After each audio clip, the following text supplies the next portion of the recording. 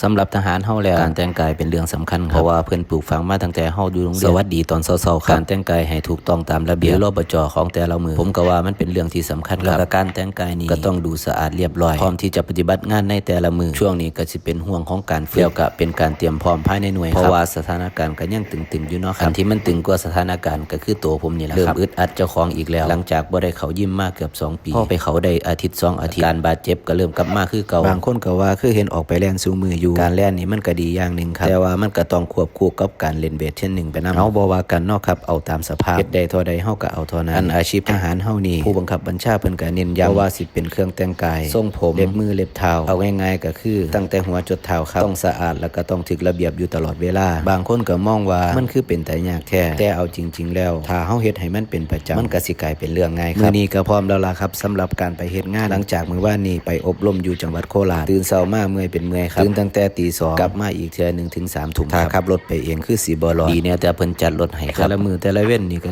เร็วๆครับแป๊บเดียวสิสิ้นอาทิตย์อีกแล้วบ่ว่าจังใดก็สู้คือเก่าครับเพราะว่ายังมีเบื้องหลังที่เฮาต้องคอยซัพพอร์ตเขาอยู่ครับไปเฮ็ดงานกันครับ